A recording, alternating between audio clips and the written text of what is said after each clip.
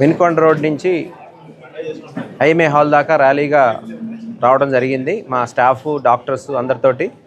So ఇక్కడికి విలేకరుల సమావేశం నిర్వహించి ప్రధానంగా మాకున్న ఇబ్బందులైనటువంటి డిలేడ్ పేమెంట్స్ ఇప్పటిదాకా సుమారుగా 2700 కోట్ల దాకా బకాయిలు పడ్డది గవర్నమెంట్ మా అన్ని హాస్పిటల్స్ కూడా. సో దీనివలన మేము నెలవారీ ఖర్చులు కూడా మీట్ అవ్వలేని పరిస్థితి వచ్చింది. ఈ రోజున ప్యాకేజీలు కూడా ఎప్పుడో 2007, 2009లో కొంత మార్జినల్గా పెంచారు, కానీ 2012-14 తర్వాత ఇంతవరకు కూడా ఎలాంటి హైక్ జరగలేదు. దాంతో మాకు అవుతున్న ఖర్చుల్ని మీట్ అవ్వలేక చాలా హాస్పిటల్స్ కూడా ఇబ్బంది పడుతూ ఉన్నాయి.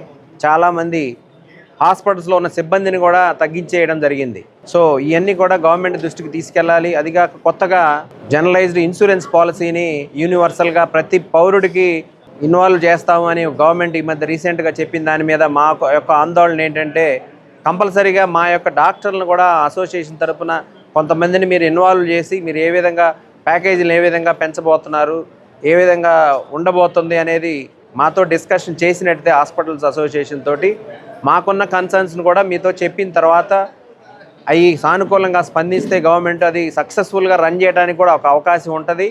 సో ఈ 3 విషయాలు కూడా మీరు త్వరగా నిర్ణయం తీసుకొని దీన్ని సామరస్యంగా పరిష్కరించినట్లయితే మేము ఇలానే ఈ స్ట్రైక్ కంటిన్యూ చేయాల్సి వస్తుంది. ఇప్పటివరకు ఎలాంటి స్పందన లేదు.